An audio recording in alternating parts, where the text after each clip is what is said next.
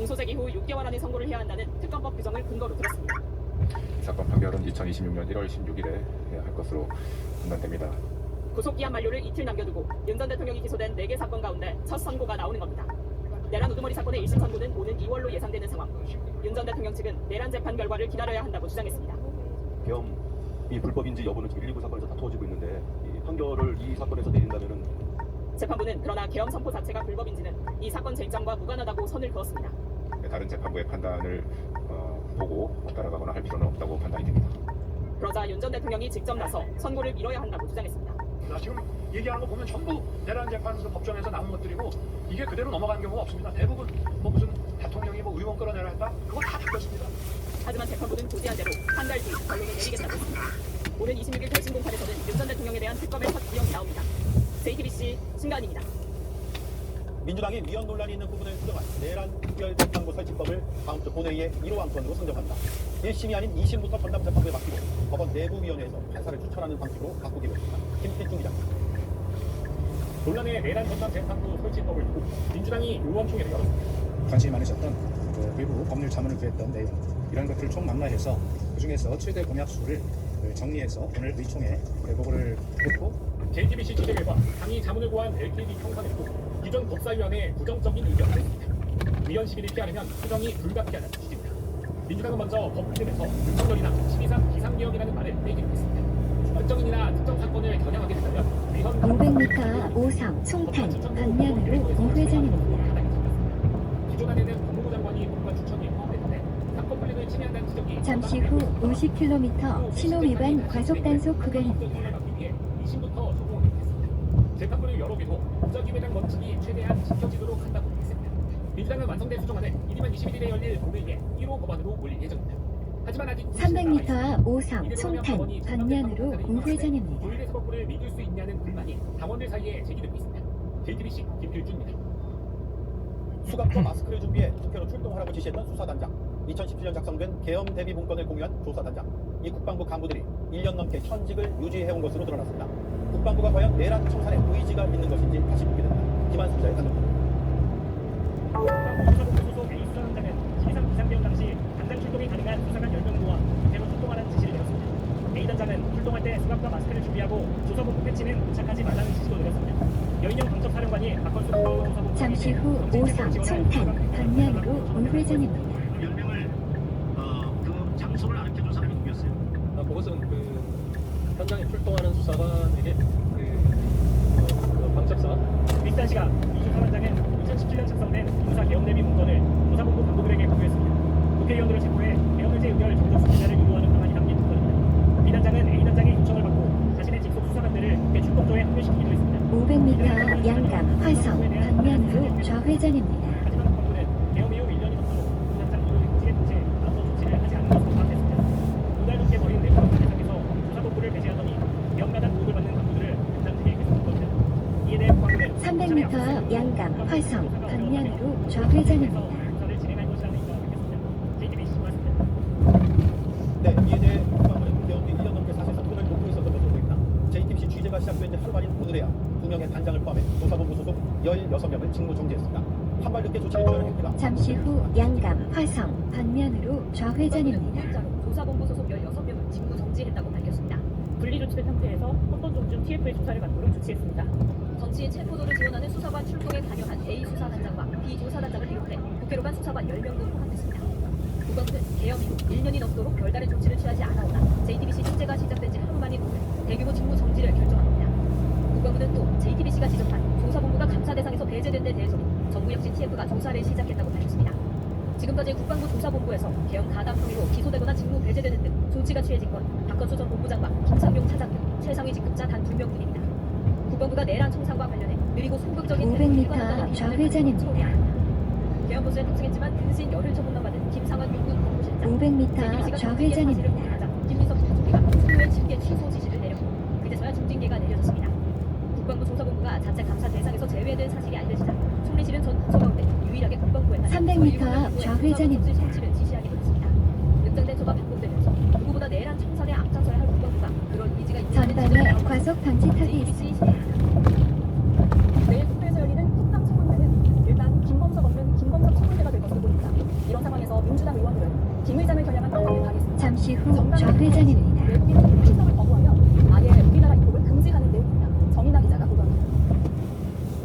내일 열리는 국회 과방위의 쿠팡 개인정보 유출 사고 청문회.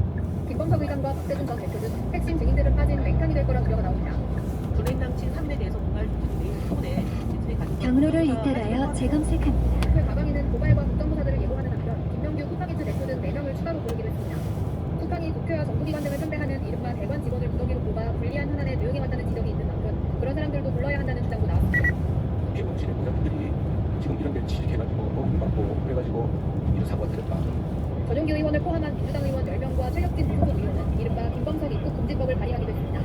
외국인 증인이 정당한 이유 없이 청문회나 국정감사 등에 출석하지 않을 경우 국회가 법무부 장관에게 입국 금지를 요청할 수 있고 장관은 이를 받아들여야 한다는 내용입니다. 김범석 의장은 글로벌 CEO로서의 일정을 들며 국회 불출석 사유서가 냈을 뿐 사고에 대해서 침묵하고 있습니다. JTBC 정인합니다. 초유의 정보 유출 사태로 탈퇴 움직임이 거세던 와중에 중국 현지 상인들에게 지원금까지 주겠다며 쿠팡 입점을 권유하는 설명회가 열렸습니다. 쿠팡 측은 본사에서 연 게 아니라고 주장했지만 행사장 곳곳에 쿠팡 로고가 적혀 있었습니다. 박소연 기자가 취재했습니다. 이달 초 중국 항저우에서 열린 한 행사입니다. 这是库房千人级的发电商拉开会。 한국을 전 세계 4번째로 큰 전자상거래 시장으로 소개하며 쿠팡의 국점적 지위를 강조합니다. 쿠팡에서 한 번이라도 물건을 구매한 한국 소비자가 2,390만 명에 달한다는 겁니다. 이 행사에 참석한 한 중국인은 쿠팡 주요 고객층을 설명하며 입점을 권유합니다. 40岁以上的女性人均 GDP 日本最高，家居厨房用品3C家电。 이처럼 중국 해외 500m, 30km 신호 위반 과속 단속 구간입니다. 目前，中国代理产品项目官方大力扶持中国卖家推出提速开店模式，现在还是官方补贴红利期，大大降低试错成本。 쿠팡 측은 이날 행사가 예정돼 있었던 건 맞지만 개인정보 유출 사태를 둘러싼 한국 여론을 감안해 행사를 연기하기로 했다는 입장입니다. 그럼에도 예정된 날짜에 같은 장소에서 중국 판매자를 대상으로 입점 권유 설명회가 열립니다. 쿠팡은 행사 주최에서도 빠졌다는 입장이지만 행사장 곳곳에는 쿠팡 로고가 걸렸습니다. 또 쿠팡 모회사인 쿠팡 잠시 후 어린이 보호구역입니다. 제한 속도를 준수하세요. 해당 직원은 주최 측의 초청을 받아 영사로 나간다는 게 쿠팡 측의 설명입니다. 외부 통제에 구멍이란 건 물론 책임 포진 또한 명확하지 않은 쿠팡의 잠시 후 30km 신호 위반 과속 단속 구간입니다. 서울 가락시장이 발칵 뒤집어졌습니다. 40년 가까이 이어져 온 시장 상인 모임의 대주가 전방에 과속 방지턱이 피해 있습니다. 상인이 100명이 넘고 액수는 15억 원에 달합니다. 윤정환 기자가 단독 취재했습니다. 주인이 자리를 비운 채소 가게에 한 여성이 있었습니다. 익숙한 듯 장부 사이에 꽂힌 돈을 꺼내 세어보더니 그대로 들고 유유히 사라집니다.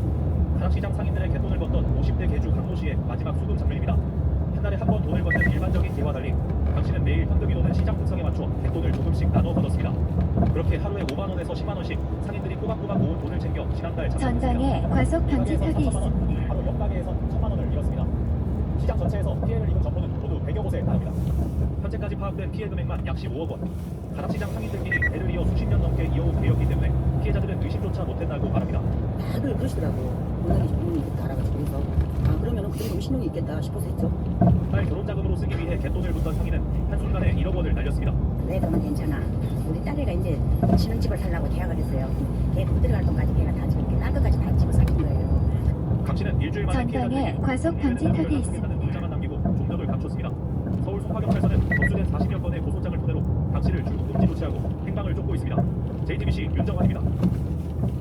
새총으로 쇠 구슬을 쏴 교회와 아파트 유리창을 깬 60대 남성이 경찰에 붙잡혔습니다. 다친 사람은 없었지만 이 남성의 범행 이유가 황당합니다. 심심해서 재미삼아 했다는 겁니다. 정진명 기자가 보도합니다. 주차된 차량 뒤로 한 남성이 서 있습니다. 옆으로 전방에 과속 방지턱이 있습니다. 사람이나 차량이 지나가면서 아무도 없으면 다시 나오기를 반복합니다. 교회 현관 유리문을 향해 쇠총으로 쇠구슬을 쏘고 있는 겁니다. 교회 측은 다음날 현관 유리문이 부서진 사실을 알고 경찰에 신고했습니다.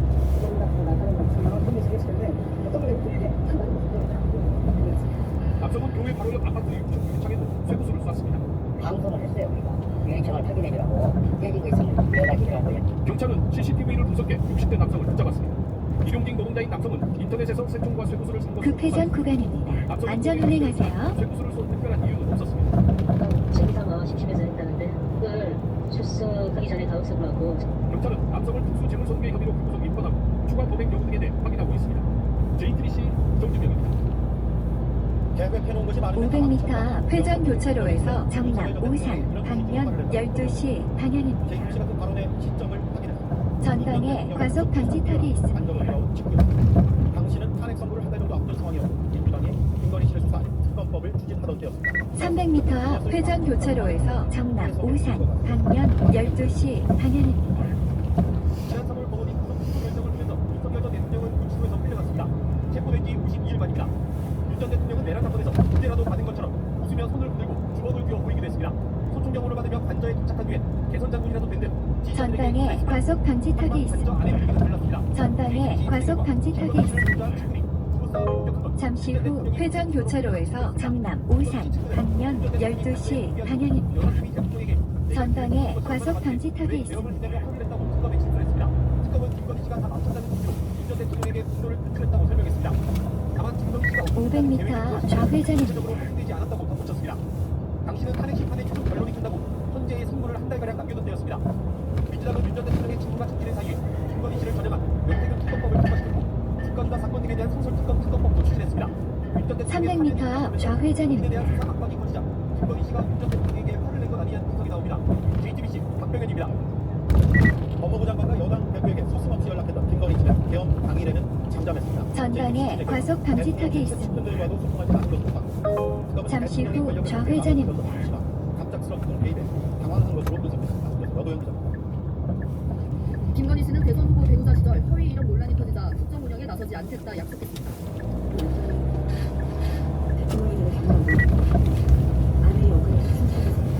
하지만 이런 약속을 깨고 주요 국면마다 국정에 적극 개입하고 다음 안내까지 직진입니다. 500m 앞 70km 박스형 단속 구간입니다. 500m 앞 70km 과속 단속 구간입니다. 이후 용산과 한전위원장의 갈등 소리 불러졌습니다. 박성재 전 법무부 장관을 통해 수사에도 관여했습니다. 자신의 의혹과 관련한 전담 수사팀이 구성되자 박 전 장관에게 문자를 보내 진행 상황을 묻고 김혜경, 김정숙 수사는 왜 지연 잠시 후 70km 박스형 단속 구간입니다.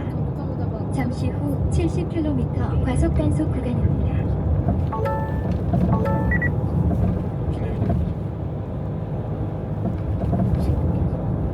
이랬던 김 씨는 정작 기억 일에 당첨했습니다. 무구리 행정관 등 출입된 인사들과 연락한 흔적조차 발견되지 않았습니다. 특검 관계자는 김건희 씨가 윤 전 대통령과 권력을 나누어다가 급작스럽게 군이 개입하자 당황했던 것으로 보인다고 설명했습니다.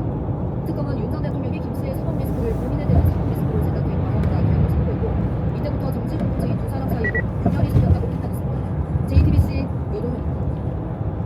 이달 초 김건희 특검이 서울중앙지검을 압수수색했습니다. 그때 검찰 내부 메시지도 확인했습니다. 그런데 메시지 대부분이 이미 지워져 있었습니다.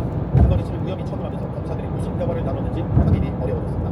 결국 이들을 직접 조사해서 파악해야 하는 상황인데 방법은 시간입니다. 김건희 특검은 28일이면 끝나기 때문입니다. 윤정주 기자가 취재했습니다.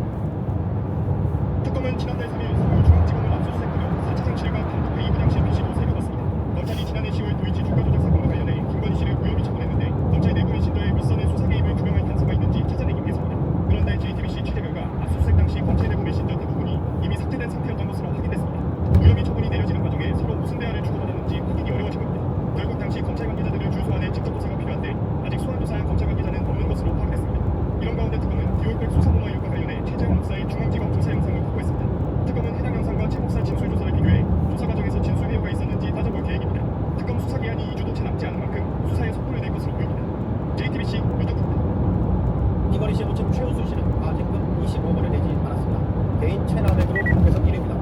그런데 납부기한 마지막 날인 어제 이걸 내겠다고 했습니다. 압류당한 땅과 건물이 공무에 넘어가는 걸 막아두겠다는 식으로 됩니다. 내양집입니다. 500m 앞 지하차도로 진입하세요. 25억 500만 원입니다. 사격으로 땅을 사들여 보유하고 있다가 2020년 과징금 27억 3천여만 원이 부과됐는데 300m 앞 지하차도로 진입하세요. 중에서 체납액 전국일입니다.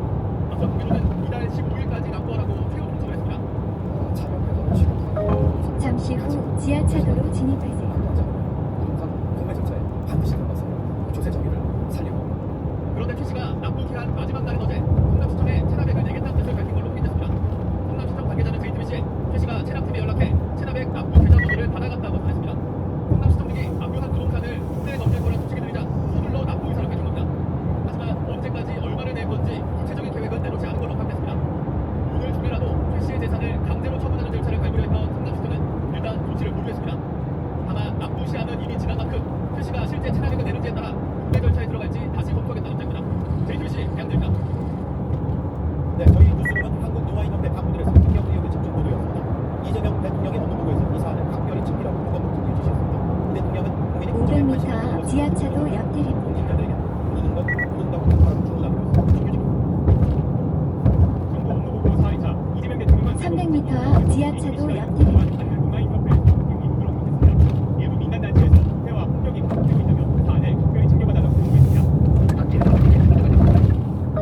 잠시 후 지하차도 옆길입니다. 오래된 정수리처럼 단체 명인 있는데 몇 명이서 돌아가면서 평생 해먹고 지원받아가지고 응급실 뺑뺑이 문제도 300m 앞 바란 안쪽 방면으로 우회전입니다. 이어서 현남 일지구 방면으로 좌회전입니다. 몇 시간씩 뺑뺑이 돌다가 출장하게 돼서 그거 어떡할 거예요? 그러니까 적정 치료병원을 찾아주는 거죠. 잠시 후 바란 안쪽 방면으로 우회전입니다. 이어서 좌회전입니다. 설명은 아주 이론적으로 정치한데 현실은 하여튼 여전히 고급차를 타고 돌아다니다가 사람들이 죽어간다. 문제가 있는 사람. 잠시 후 현남 일지구 방면으로 좌회전입니다. 공직자들에게는 무슨 폭탄이 떨어질까 걱정하지 말고 모르는 건 모른다고 말하라고 했습니다. 모르는 걸 아는 척하게 되면 판단이 잘못되게 됩니다. 그냥 모르는 것도 문제죠. 뭐 알면 좋죠. 근데 진짜 문제는 모르는데 아는 척하는 거예요. 그럼 판단이 왜곡됩니다. 그건 더 나쁜 거죠. 그건 못된 겁니다. 업무보고가 요새 넷플릭스보다 재밌다는 이야기도 있다며 국민들이 국정에 관심을 갖는 건 좋은 현상이라고도 했습니다. JTBC 최규진입니다. 이재명 대통령에게 공개 질책을 받은 이학재 인천공항공사 사장이 소셜미디어에 반박글을 올린 데 이어 오늘 간담회에서도 반박을 했습니다. 책갈피 외화 밀반출 가능성을 전수 조사하는 지시에 현실적으로 불가능하다고 맞섰습니다. 여당의 사퇴 요구에 대해서는 고려하지 않는다고 했습니다. 박준우 기자의 보도를 보시고 이어서 팩트체크를 진행하겠습니다. 지난 10일 업무보고에서 이재명 대통령이 이학재 인천공항공사 사장을 질책하는 장면입니다. $100짜리 한 묶음씩 책갈피에 끼워서 가져가는 게 가능하냐고 말이잖아요. 안 걸리고. 이번에도 저희가 검색을 해봤고요. 그래서 그것이 적발이 돼갖고 참 말이 기십니다. 가능하냐 안 하냐 묻는데 자꾸 보세요. 이후 이 대통령은 달러화를 책상에 끼워서 밀반출한 사례가 있는지 조사하라고 지시했습니다. 하지만 이 사장은 소셜미디어에 글을 올린 데 이어 오늘 기자간담회에서도 재차 반박했습니다. 그런 말씀은 실질적으로 간지가 않습니다. 전 세계적으로 또 그런 사례도 없고 그거는 여객들에게 굉장한 불편을 끼치는 거이기 때문에 여객들의 짐을 모두 풀어 책 사이를 일일이 살펴볼 경우 보안 검색에 오랜 시간이 걸릴 수 있기 때문에 현실적으로 어렵다는 겁니다. 이 사장은 대통령의 업무 지시를 따를 의지가 없으면 자리를 내려놓아야 한다는 민주당의 사퇴 요구도 일축했습니다. 지난 2023년 윤석열 정부 때 임명된 이 사장의 임기는 내년 6월까지입니다. 전혀 생각 안 해봤습니다. 임기직이기 때문에 딴 데서 검색을 전혀 안 한다는 말씀 드리고요. 대통령실도 지방선거를 염두에 두고 이 사장을 질책한 건 아니라고 선을 그었습니다. 선거를 염두에 두고 그렇게 말씀하셨다는 거는 조금 오바죠. 잘못된 부분 제대로 좀 챙기라고 얘기를 한 거지. 그런 어떤 의도가 있었던 건 전혀 아니었고. JTBC 박준호입니다.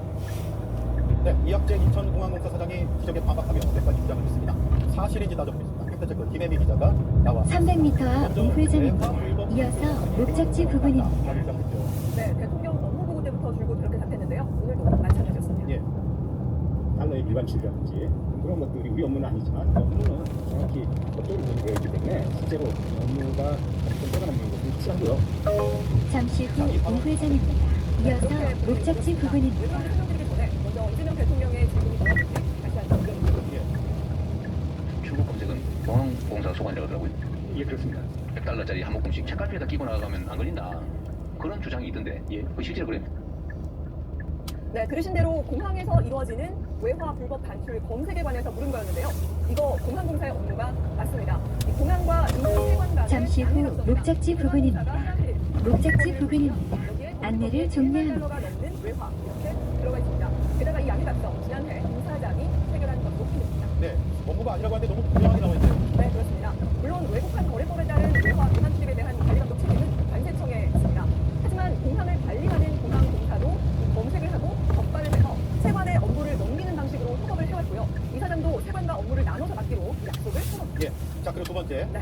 이재명 대통령이 책갈피를 이용한 밀반출 방법을 언급한 걸 두고 범죄 방법을 널리 알렸다 이런 주장도 있잖아요. 네, 그렇습니다. 이 대통령이 $100을 책갈피에 이렇게 끼워서 나가면 안 걸리냐 이렇게 물은 걸 두고 이 사장은 자신 SNS에 이 방식이 알려져 걱정스럽다라고 우려를 나타냈습니다. 그러니까 다시 말해서 잘 알려지지 않은 범죄 수법을 대통령이 공개적으로 언급하는 바람에 모방 범죄가 느는 거 아니냐 이런 주장을 한 겁니다. 예. 그런데 사실 이 책갈피 달러 보시는 것처럼 아주 고전적으로 나타난 수법입니다. 보도도 많이 됐네요. 네, 그렇습니다. 해외에서도 이처럼 아주 흔하게 쓰이는 수법이기도 하고요. 지난해 6월 윤석열 정부 때 관세청에서도 이걸 적발 사례로 담아서 이렇게 보도자료를 내기도 했습니다. 정부에서 보도자료에 이 내용을 넣었다고요? 네, 그렇습니다. 예. 그러니까 보도자료라는 게 널리 알리겠다는 취지니까요. 대통령이 공개석상에서 언급한 게 문제라면 지난 정부에서 보도자료도 내지 말았어야 했겠죠. 예, 여기까지 하죠. 잘 들었습니다. 팩트체크 김혜미 기자였습니다.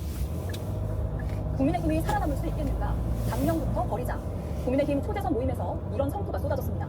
지방선거를 앞두고 당 지지율이 10%대를 바라보는 상황에서 장동혁 대표 체제가 4년 초반에 몰리고 있지만 강경 투쟁 노선을 바꿀 기미는 보이지가 않습니다. 한민정 기자입니다.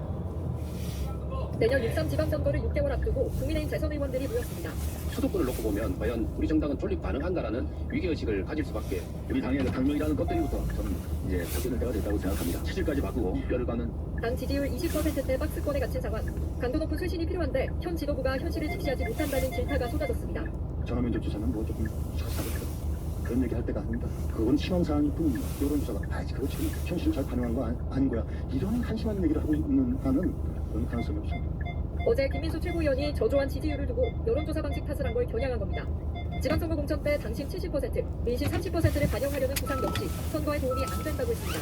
강한 수사도 필요하지만 지방선거를 6개월 앞둔 지금은